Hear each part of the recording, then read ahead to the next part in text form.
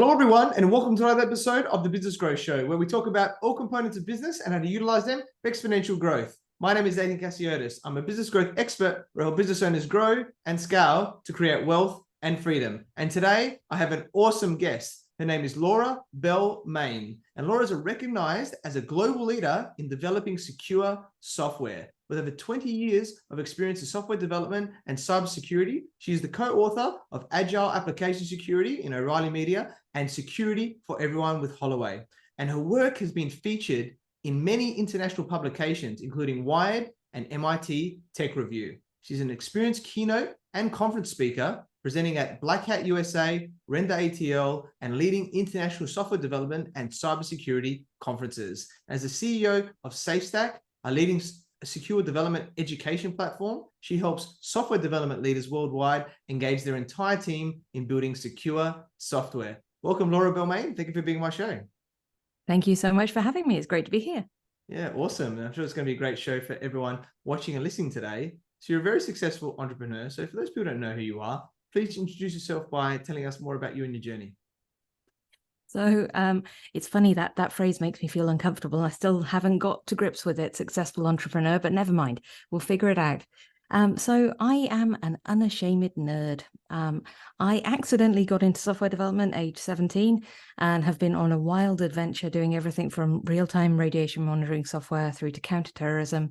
And about 10 years ago now, I decided I'd had enough. I'd ended up in security because, these things happen and, you take one wrong turn and you end up in a basement. And I realized that while I knew a lot about security and I knew a lot about software, the way that they came together was really hard and really full of friction. And so I quit my job and I said, I think we can do this better. I think we can build really amazing technology really fast. And I think we can do security all the way through it without getting in the way. And so I put my career where my mouth was, so to speak, and off I went. Started SafeStack 9.5 years ago now. And we're now a product company selling cybersecurity education in about 89 countries. So it's a bit of a worldwide adventure. Yeah, awesome. What a story. And I love hearing the stories of wanting to do your own thing and then how it's grown from there and, doing it for almost a decade now as well, which is amazing there. So that's really awesome. So I love the topic of cybersecurity and this is becoming bigger and bigger from what, I've been talking about with other people. So just firstly, why is cybersecurity now a necessity, I guess, for all businesses, no matter what size they are? So I think there's something we need to remember in it all, that cybersecurity is the latest incarnation of a very, very old problem. So for as long as there have been people, there have been security challenges. We've always had things we've needed to protect from people who've had a motivation to either, try and get them from us or damage them in some way. For as long as, since we lived in caves, that has been the case. But what's happened over time is the technology has changed. The value of the items that we're playing with and whether they're tangible or intangible, whether they're money or documents or data, that change has become more and more rapid. And so what we're seeing now is our data and our systems are more exposed than they've ever been before. And the number of approaches and techniques and technologies that our attackers can use to get to their objectives has grown too. So cybersecurity really is it's the new generation of a very old problem, and that has come about because of the amount of amazing technology we've now built as a society to make our lives easier, to make our jobs easier, to make our companies run more effectively. So in a way, we've always been jerks to each other. So that bit hasn't changed. But the scale and the speed of it is what's really new and what's really challenging today. Yeah, love that. It's definitely big and love, let's get into this a little bit further first, because a lot of people just think, maybe it's, just a cost or something like that. But I know there's other ways of looking at it as well. So do you want to maybe share about using security to maybe grow our company, rather than getting in its way? Absolutely. So if you think about your company, it doesn't matter if you're trying to sell to, 20 people in your neighborhood or 20 organizations around the world. Every relationship we form in business is based on trust. There's a trust that they're going to give you something in return for something and that both sides are going to give their fair share.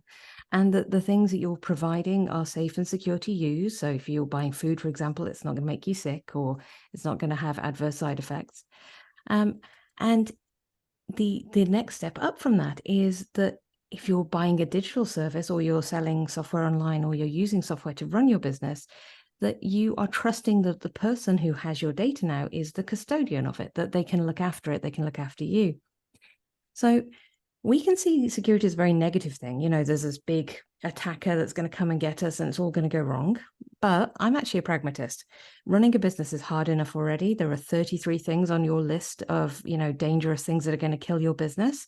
And security is probably not in the top 10. And I don't judge. You've got other concerns like cash flow. But if you want to look at it in a more positive light, you can actually go, well, if I know that my customers are trusting me to look after their data or to provide a service that is safe and suitable, then embracing security and doing that well makes that easier. I can now communicate to my new and current customers, I'm doing a good job, you can trust me, and therefore they're going to go deeper in those relationships with you. The other thing is you can start selling to larger organizations, to more complex projects. So if you're a tiny little software company out of Sydney and, there's only 20 of you, there's nothing to stop you selling to, the Walmarts of the world. All you need to do is be able to communicate the trust that Walmart are going to have in you and that you can meet those expectations. And security helps us do that. So I see it as an enabler. It's a way of simplifying that trust model so that you can communicate to anyone, customer, current customer or future, that, yeah, we can do business together and we can do this for a long time. And you can trust me to look after you through this process. Yeah, I love that simplifying the trust model line there. That's a really good one, and cut through the mix there and be able to go, okay, yeah, cool, let's do business. So really, really powerful. And I guess some people maybe they're new to it and they're like, well, what can I do in a simple sense to maybe get started, right? With cybersecurity on that's maybe easy to do, and obviously we can build from there. I think the bit we tend to forget with security is it's the boring basics that really have the most impact. Now, in Australia and New Zealand, we both countries have lists of basic steps you can take in security that are known to prevent or reduce the risk of 90% of the common attacks we see. Now, in Australia, they're the Essential 8 controls. In New Zealand, we have CERT NZ, which has a similar document. But the gist of these are very simple actions you can take that reduce the risk of common, easily conducted attacks. So, for example, boring as it is, choosing a good password. And by good password, I don't mean, your normal password with 2 letters on the end. I mean, that song lyric you've misremembered from that ballad that you belt out in the car on the way to work in the morning. Use the whole lyric. That sentence, that long password or passphrase is great for securing your accounts. It's very, very difficult to guess and take a very, very long time. Turning on 2-factor authentication, which is where you get sent a code or you provide an additional step to get into your accounts, can really make it very difficult for our attackers. And that's what we want. We want them to have to work for it. There is nothing worse than leaving your front door open and being surprised that somebody came in and stole your TV. So that's what we're doing with these essential 8s or those boring basics. And don't devalue those because, your brain naturally loves dopamine. And dopamine hangs out in novel challenges. It likes exciting new things. And so that's where we focus. We're like, oh, there's this cutting edge AI attack. Let's go look at that. Actually, you need to listen to that bit of your brain and go, hold on, that's just the dopamine talking. Let's get those boring things done. Won't take you very long. I absolutely promise you can set up the boring basics for a smaller growing company, bit at a time. In just, an hour a week, you can get a lot done. So focus on those and you can actually get yourself a long way to making your attackers really sad and miserable. Yeah, I love that. And I'd even be thinking about training employees or even putting a part of inductions, right? About this is how we do things so that we get that awareness up because I think some people can forget, right? That these are the simple things. Absolutely. And, as one leader to other leaders who might be listening, we also have to live by what we're expecting of our team. Now, I know it's hard, like you're running a business, you're already flat out, you're trying to get a lot done. And so sometimes it feels really painful to then put processes in place or stops and checks. But if you're seen to be embracing these things and, sharing, oh, I did this basic thing and I made things better, or, hey, I read this article, that was interesting, I learned a thing from it, that will reflect back to you from your team.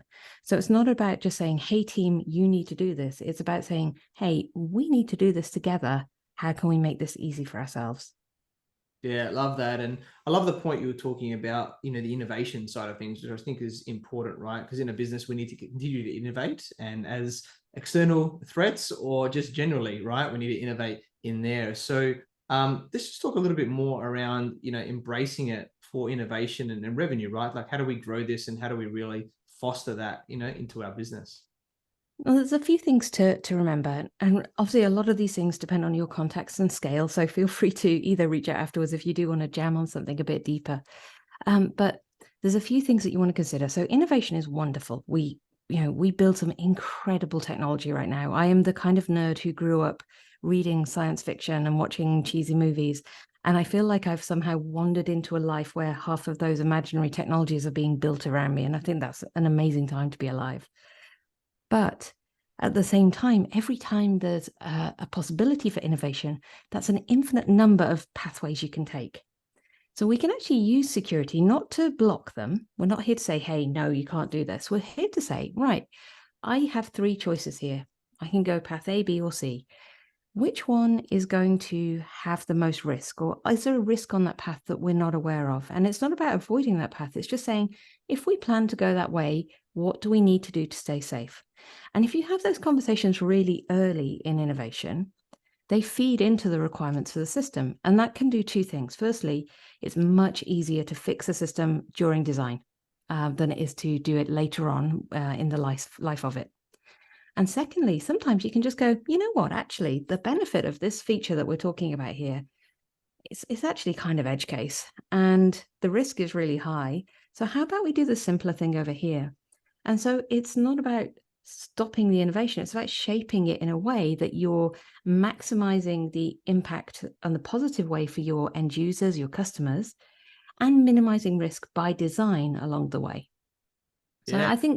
I think those are both really important. And then finally, when you're innovating, having some procedures in place for security, even if it's just, some basics that you got from a checklist on the internet, having those in place means you can get towards things like certifications. Certifications are, they're a whole big ballpark of a thing. You could spend hours talking about them. But what they do is they simplify communication to your customers, potential customers and current, as to where you're at. So if you can embrace this in a systematic way where you can go, yep, okay, we understand security. Here's what we do. Here's what we don't do. Here's where the risks lie. Then we can have those conversations much, much quicker with a lot less ambiguity. Again, saving you time because all of us want to be focusing on the innovation and the growth, not just on security. Yeah, love that. Really great points there as well. All that simplification is so important for us to, grow the business and be more effective in what we do. So let's talk a bit more about SafeStack now. It's trying to train an entire generation, I guess, of new software developers to be looking at what we're doing there. So why is this happening and what's the focus here? Well, believe it or not, there are 30 million software developers in the world right now, which I don't think my brain can quite comprehend how many that is. And there's about 1.2 million join the ranks every year. So it's a huge space and it's only going to get bigger. Now, when you build software, there's lots of things you have to consider. Does it scale? Does it perform well? Is it usable? One of the things that we're trying to bring into the mix is it secure? Is it safe? And so instead of saying, as we have historically, coming to a software team very late in the piece and going, hey, your baby is ugly, you should feel bad, here's what you should do next time. What we're trying to do is encourage everyone who's involved in software to promise just 1 hour of their time every 2 weeks to think about or do a little bit towards the security of their software. Now, by doing that, instead of us relying on this outsourced workforce of cybersecurity professionals, which don't exist, we're empowering the people who know our systems best to make those changes. And we're doing it in a way that isn't going to interrupt their flow. It's not going to interrupt whether they deliver their work or not, because it's just 1 hour every sprint.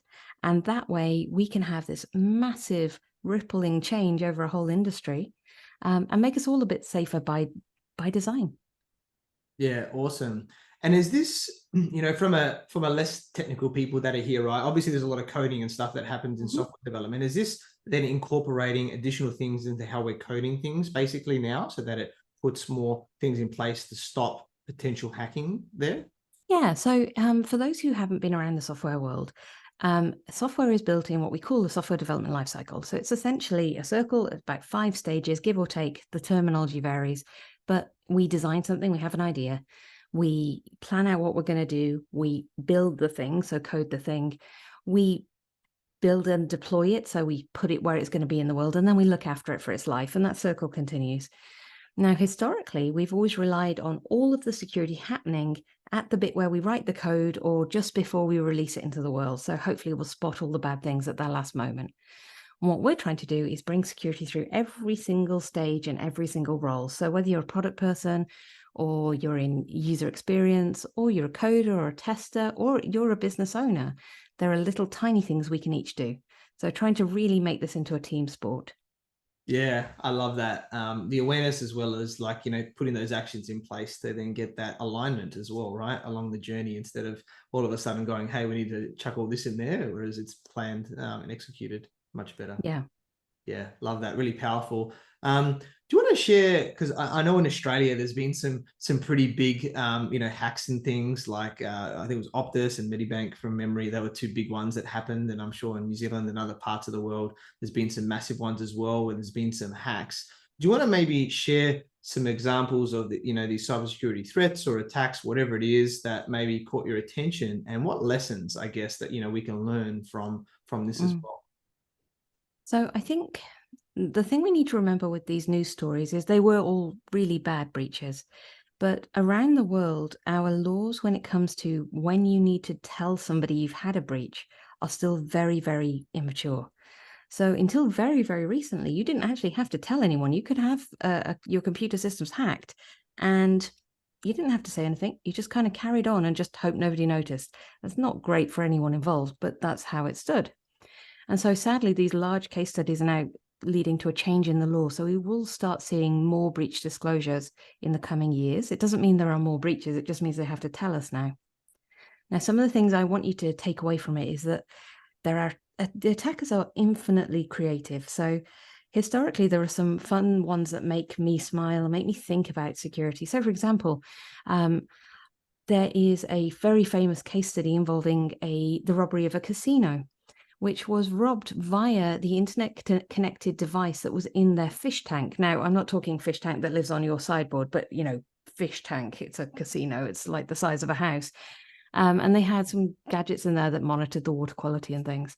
And because it was connected to the same network as their core systems, by attacking the weaker piece, that fish tank monitoring software, essentially, they were able to steal $80 million from a casino. Now, to me, that seems like the story from a Hollywood movie, but it's a really good reminder that our attackers are opportunistic. They have a motivation. So if they want money, they want political gain, they want influence, whatever it is, they will take literally any pathway to get there. And so you can't just think about your main front door as the way in, but all of the systems that join together, all of the people interacting with those systems. I think last week, my final one that I'll mention that I think is an evolving space, and definitely for the audience at home, watch this space. An enterprising ransomware group out of the US have actually, so they breached an organization. The organization did not declare it, which is against SEC guidelines. That's the one of the governing bodies over in the US, the Securities and Exchange Commission. Now, instead of the ransomware group saying, hey, well, you didn't pay your ransom, we'll just keep your data, the ransomware group put in a breach notification on their behalf and told the SEC that the company had been breached and failed to disclose it. So what we're seeing here is the attackers are not just attacking an organization to try and get ransom. If that doesn't work, they're also willing to create those breach notifications and publicity in a way that our regulators have to take a notice of. So it's not the case of, hey, I'm just going to put it on my mailing list. They're literally going to report you to the authorities. And that's a new twist in the situation.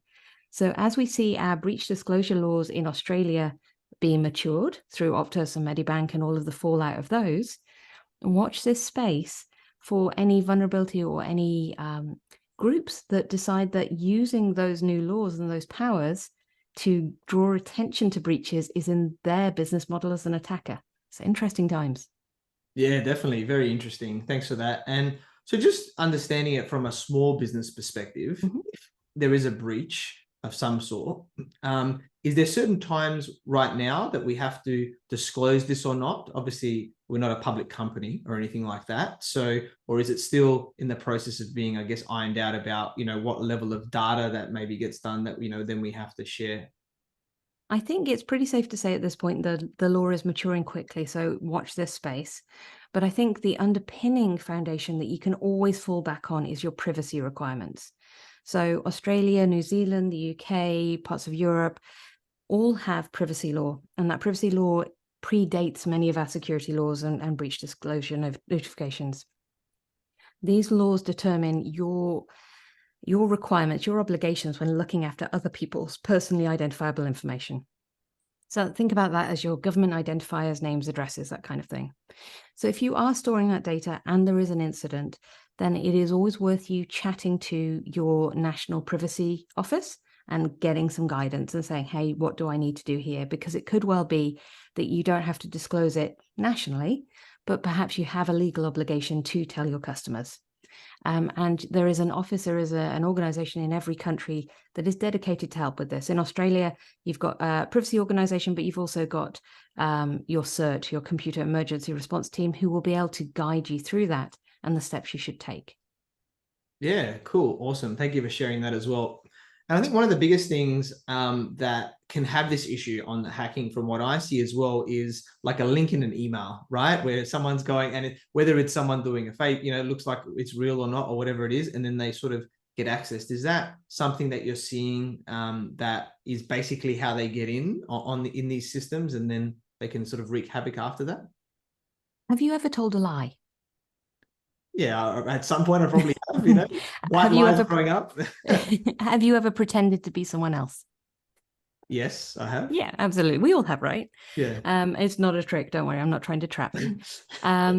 But we have all done this, whether we were as kids or as we've grown up. It's something we naturally do. It's just a trick that we have in our repertoire for getting our way in the world. And attackers are no different. They will use the same thing. In fact, that's gotten easier and easier, especially now we have AI, to write an email that convincingly sounds like somebody else. Now, we're going to continue to see these because they're really easy attacks. If you can pick up a phone and pretend that you are, somebody else, then you can pick up an email and pretend you're somebody else just as easily. And the barrier to entry is very low. The cost is very low. The best thing we can do is not rely on humans to detect these are scams. We can't do it. A well-crafted social engineering or con email that we're talking about here, they're really hard to spot. They've had time and effort on them. They've got convincing looking domains. The details look legitimate. The best thing we can do is look at the accounts that are around these, and we can make sure that all of those accounts have things like two-factor authentication turned on. Because then even if you do have make a mistake, which many of us do, and you do fill in a form and you click a link, fill in a form, put in your username and password, they can't get in without that second factor. So you're still not going to be giving over that account. Now, you'll still need to change your password. That's a good idea, but you're not going to lose the full access.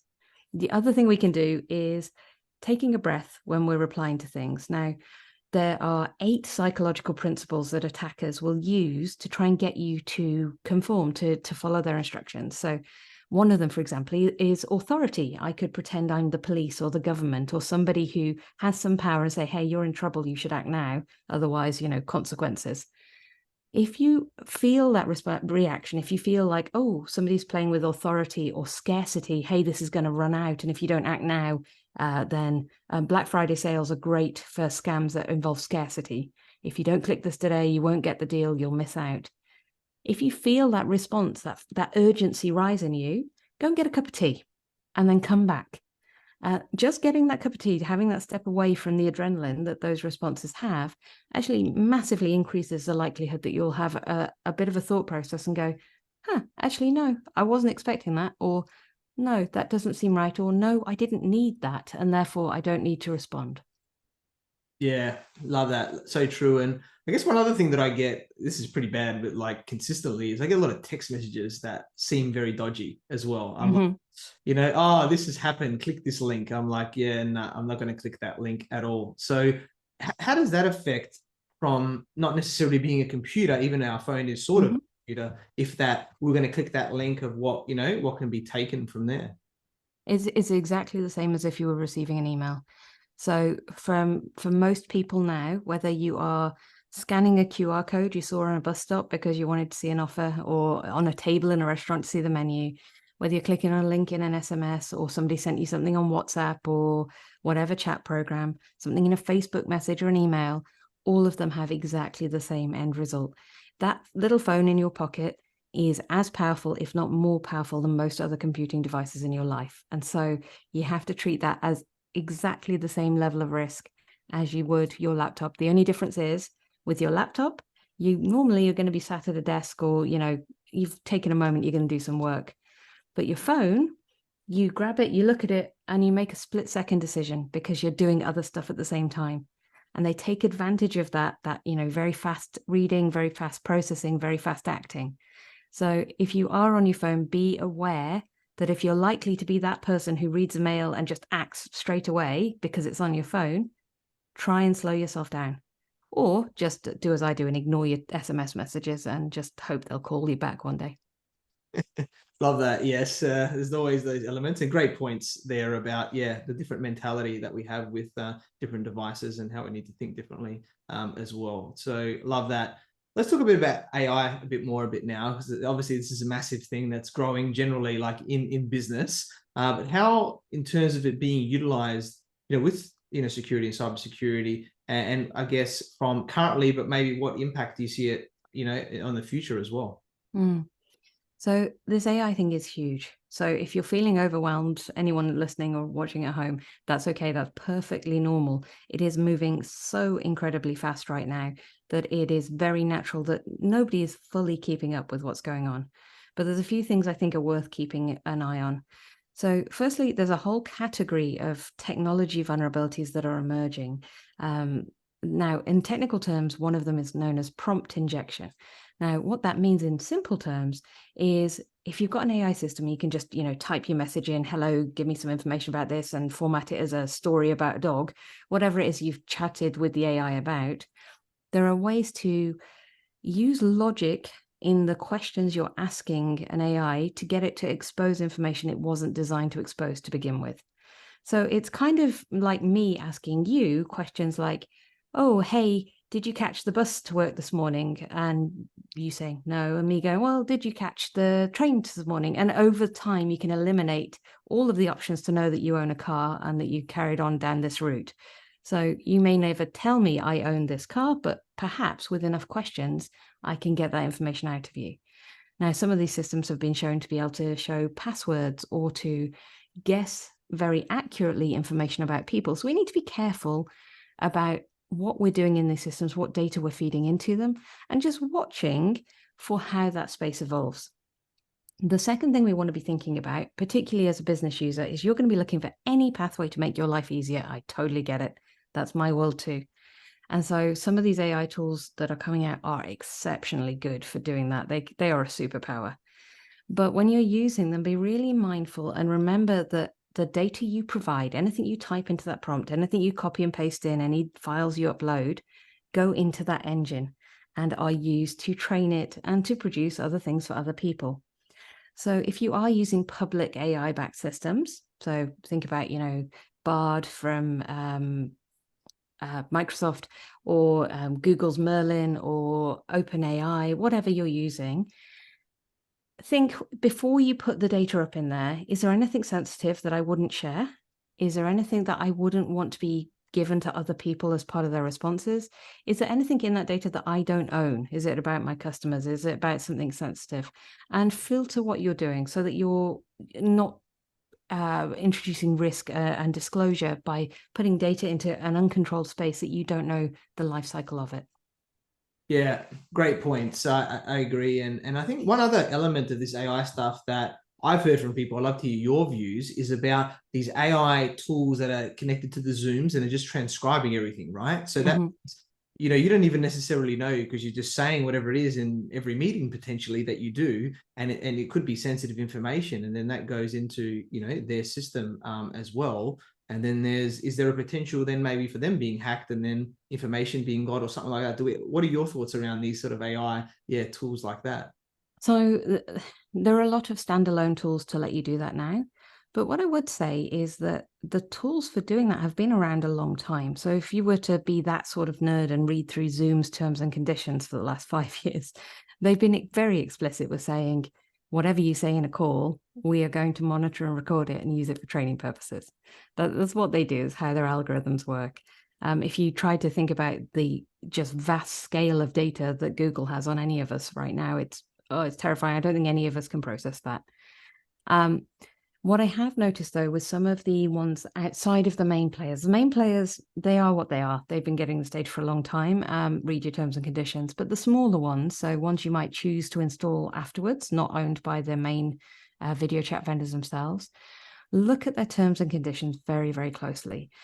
Some of them have made some interesting choices about who owns the data long term. So, for example, if you got it in for your team and a team member leaves you, are you able to delete all of the data for that team member, or does the team member take that data with them when they leave?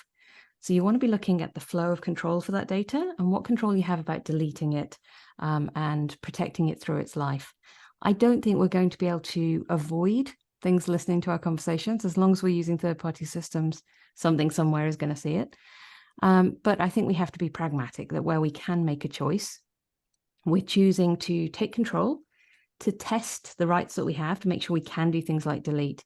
And we're having open conversations with the people that we're talking to and understanding what the risk is for all of us. Yeah, awesome. Love that. And I'm going to do one bigger discussion point now, which I think is coming in the future, but not necessarily here, which is quantum computing. I hear a lot. Goodness me. Yeah, this one now where it's going to be a lot faster and then potentially be able to crack things a lot quicker and everything like that. So I'd love to hear your thoughts about how, cybersecurity is evolving or needing to evolve as quantum computing starts to become, more real. So, full disclosure, this isn't my space. I'm not a quantum computing nerd. So, for those listening at home, if you do know one, go talk to them too. But there are some incredible researchers out there doing some great stuff at the moment. So quantum computing particularly has huge impacts on things like encryption. So some of the challenges with encryption are that it's only as safe as your ability to protect the keys. Now, the keys are the data that we use to make that data unreadable until it's decrypted. Now, in a theoretical quantum computing situation, there is so much speed and so much computing power that the ability to generate all of the permutations, all of the possible guesses for a key, it's actually feasible. And so you look at this and it becomes like an arms race. Can we generate big enough keys in our cryptography that cannot be cracked by these new faster machines? Now, I think long term, the answer is we're going to have to change some fundamentals of how we do security and how we think about things. We know that passwords are terrible already, so we're moving towards passkeys and passphrases. But beyond that, is there a way that we can authenticate ourselves that isn't reliant on us putting a string of data and either hashing or encrypting it? Is there something that is going to be more long-living and won't be able to be guessed or replicated in that way? Now, these are huge, chunky problems, and I think we're a little way off needing them, but I think it's a very exciting, very fast-paced space to watch. So do, nerd out, go find those little bits of pockets of information where things are heading, what science is going on, because I think in our lifetime, we're going to see some really fundamental challenges to the scale that we saw at the end of World War II with, the Enigma machine and the birth of mechanical encryption as it was, the birth of computing as we now know it. We'll see that sort of leap ahead again. Yeah, I love it. Thanks for putting us into that talk, because I think it's good to be aware of how we're going to be changing things going forward. And so many amazing points that you shared with us today, so much value. And I guess as we're starting to wrap up today, what one key piece of advice would you like to give to everyone watching and listening today? So security is really, it's in everything. So whatever your business is, there is always somebody who can benefit by using it in an unexpected way. And it's not always malicious, sometimes it's playful. So I would love to challenge everyone to think about your organization. And if you went evil just for one day, what would you do that will cause the most disruption or give you the most personal gain? And that's where you start with security. It's not about nation states for everyone. It's not about, giant groups of hackers that live in basements. It could just be something very, very simple that if you stood back and looked at it, you go, oh, cool. So I could do that myself. And therefore, that's where I start. That's what I need to protect. And what I'd love to say is my little company, SafeStack, we're only 13 people. So we're not a giant enterprise. But one of the things we do is we offer free training to small organizations all around the world. So you can go to safestack.io and you can sign up for our free security awareness and secure development essentials training and train up to 50 people on your account, free of charge. So if you are just starting out, just start there. It's not going to cost you anything, no tricks, no gimmicks, no credit cards. And you might find that that's a great way to get your whole team on board. Yeah, love that. So true. Get that out there and what we need to be thinking about moving forward. And we connected to our networks. I learned about your awesome journey from, developer, consultant, board member, advisor to now being, the CEO and founder of SafeStack.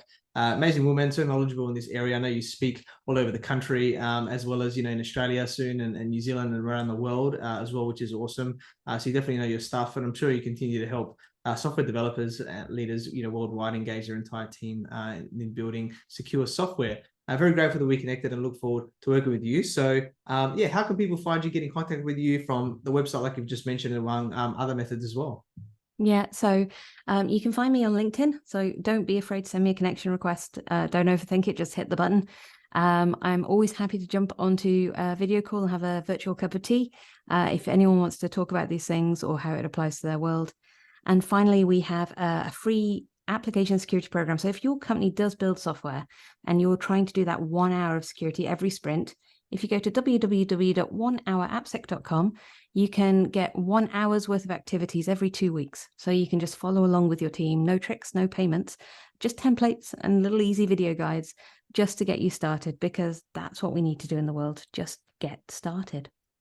Yeah, I love that. What a great point. Just get started. That's entrepreneurship at its core there. And definitely, connect with Laura about all those different areas on the website with those few free resources she mentioned, LinkedIn, as well as, that free test as well with the templates every couple of weeks to do. A lot of great, awesome resources there to get started, no matter where you're at in your business and cybersecurity journey. And thank you to everyone for watching and listening to the show as well, where we talk about everything on business growth. And please like, subscribe, and leave us a 5-star review. You can find me on LinkedIn, Facebook, Instagram, and YouTube as Athin Casiotis, or visit my website, athincasiotis.com. If you want to grow and scale your business, you can reach out to me in any platform to see if we're a good fit. And I completely agree with you, or do I? The only way we know is if you tune in next time. So until next time, remember that our business grows when we learn skills and take action using them in spite of fear. So remember to design your growth and results.